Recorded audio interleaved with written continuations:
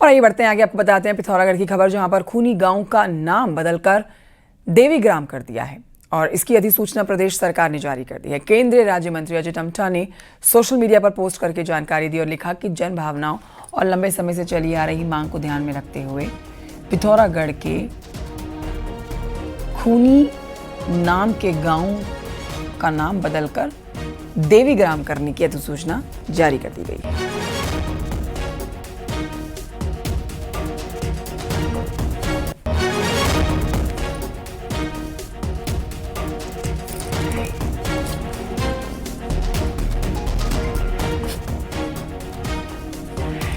तो ये खबर आप तक पहुंचा रहे हैं, जिसमें देखिए पिथौरागढ़ में ये खूनी गांव का नाम बदला गया है और केंद्रीय मंत्री ने इसका ऐलान किया है। नाम बदलने की सरकार ने अधिसूचना भी जारी की है, वो भी आपको दिखा रहे हैं। अब देवीग्राम हो गया है खूनी गांव का नाम। केंद्रीय राज्य मंत्री अजय टम्टा ने इसकी जानकारी दी है।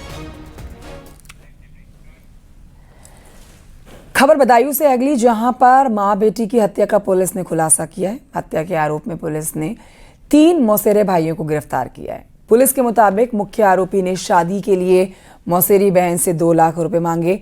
घर में जमीन बेचने के बाद बड़ी रकम रखी हुई थी। अब मां बेटी ने मना कर दिया तो मौसेरा भाई रकम चुराने के लिए यहां घर में आ घुसा। इसी दौरान मां बेटी की नींद खुली तो चाकू से हमला करके दोनों की हत्या कर दी गई।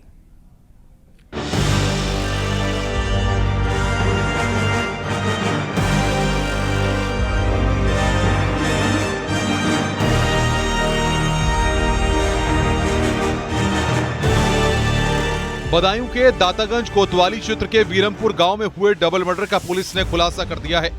मां बेटी हत्याकांड में पुलिस का दावा है कि मुख्य अभियुक्त विपिन ने अकेले ही 2 लाख रुपए की खातिर मौसी और मौसेरी बहन की चाकू से गोद कर हत्या की थी, जबकि उसके सगे भाइयों ने हत्या का राज छुपाया था। पुलिस ने तीनों को गिरफ्तार कर जेल भेज दिया है। 15 अगस्त की देर रात वीरमपुर में जयंती और उनकी मां शांति के निर्माणाधीन घर के अंदर हत्या कर दी गई थी। जयंती का मौसेरा भाई विपिन भी चाकू से घायल हुआ था।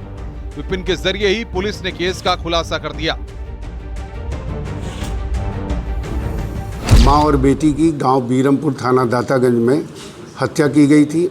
इस हत्या में उनके जो बेटा था संजू के द्वारा एक तहरीर दी गई, जिसमें 6 लोगों का नाम दिया था।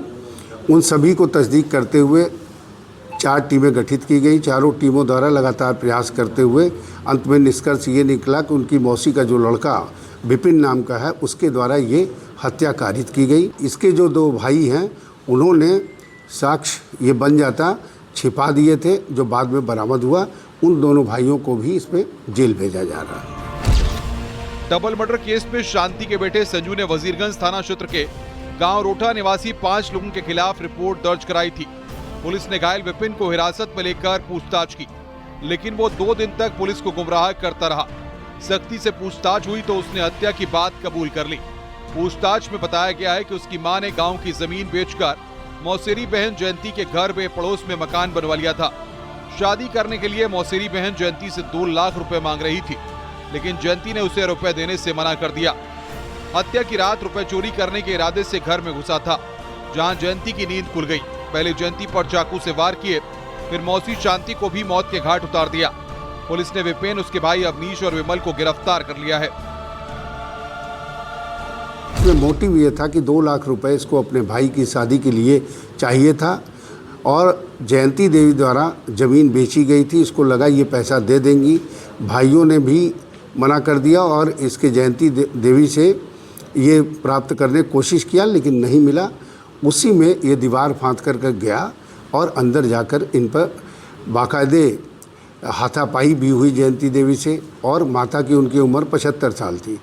उनको चाकुओं से मारा। उसके बाद जो है माता जी जब जग गई तो माता जी को भी मारा। पुलिस ने डबल मर्डर केस का खुलासा तो कर दिया है, लेकिन खुलासे की थ्योरी लोगों के गले नहीं उतर रही है। जमीन से जुड़े बेनामे का विवाद भी बताया जा रहा है। इसमें शक की सुई एक भूमाफिया की तरफ भी घूम रही है। बहरहाल पुलिस इस पहलू पर भी जांच कर रही है। चित्रंजन, न्यूज़ 18, बदायूं।